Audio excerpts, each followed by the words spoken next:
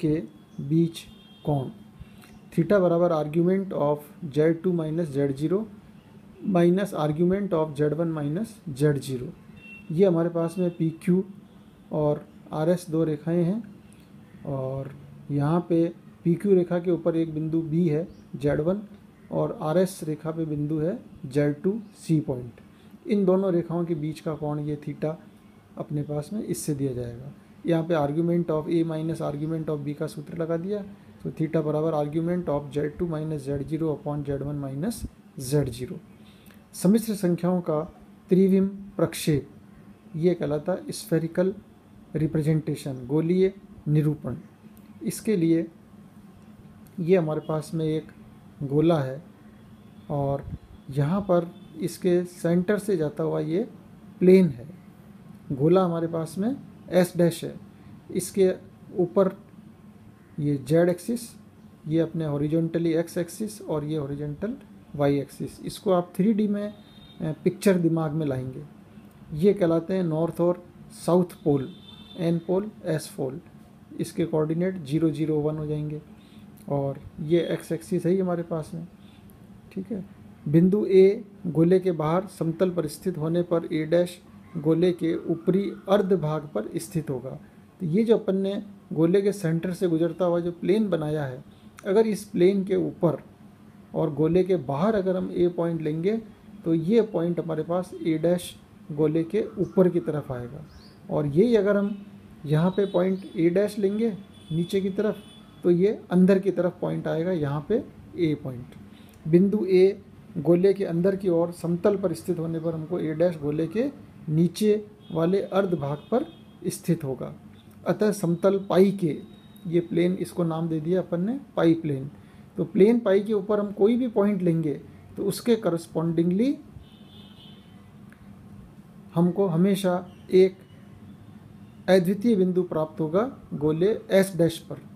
और इसका उल्टा कि S डैश गोले के ऊपर अगर हम कोई भी एक पॉइंट लेंगे तो उसके संगत हमको हमेशा पाई प्लेन पर कोई ना कोई बिंदु प्राप्त होगा।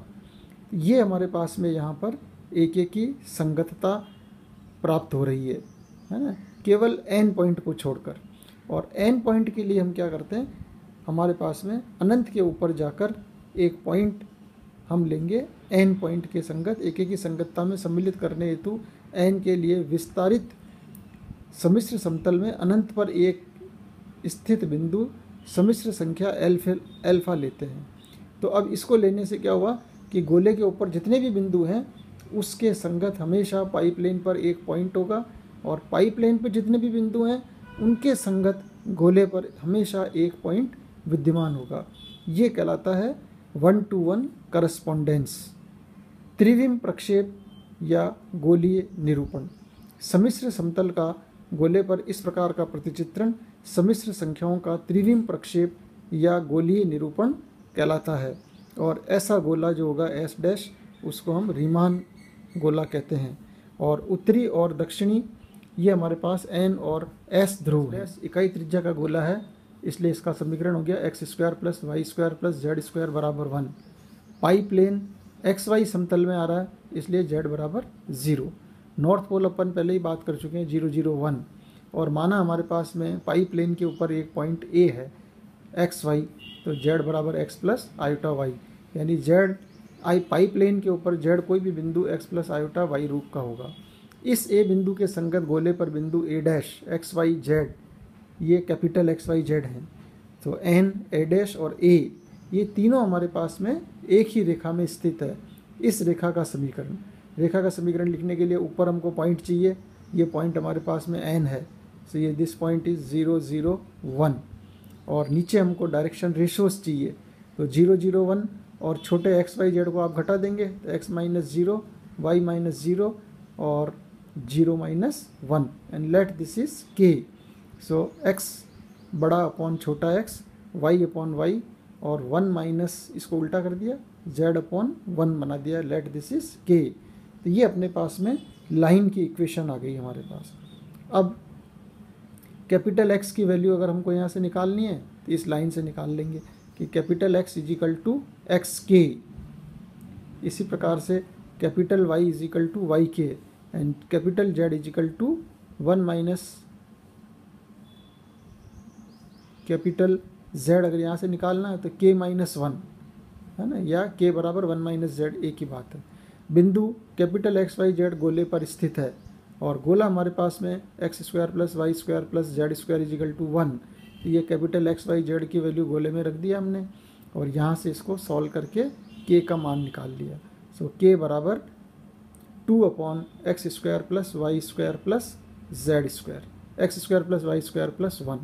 सो ए डैश पॉइंट के निर्देशांक, ए डैश पॉइंट के निर्देशांक कैपिटल एक्स से निकाले थे अपन ने, तो उसके आपके अंदर के की वैल्यू रख दो यहाँ पे 2 upon, so 2x upon x square plus Y square plus 1।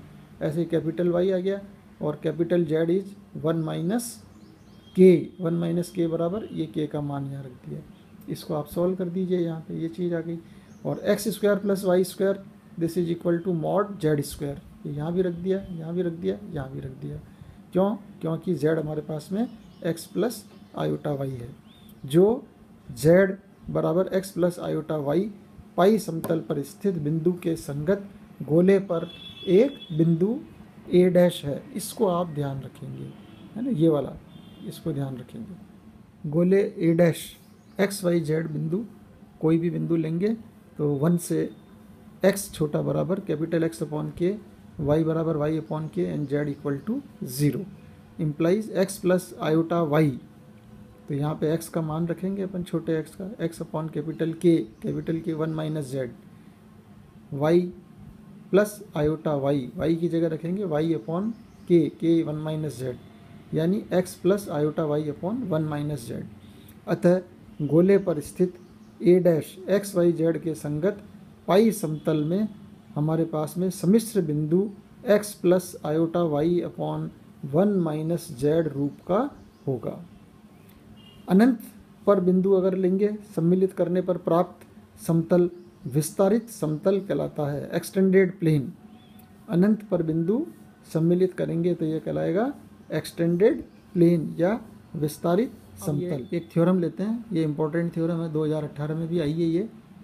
त्रिविम प्रक्षेप के अंतर्गत वृत्तों के प्रक्षेप से वृत्त या सरल रेखाएं प्राप्त होती है। स्टीरियोग्राफिक प्रोजेक्शन के अंतर्गत वृत्तों के प्रक्षेप से हमेशा या तो वृत्त मिलेगा या सरल रेखा मिलेगा। माना हमारे पास में रिमान गोला S dash x square plus Y square plus z square बराबर 1। सर्किल का इक्वेशन लिखने के लिए हमको एक तो स्फीयर चाहिए, एक प्लेन चाहिए, एस बराबर 0, पी बराबर 0।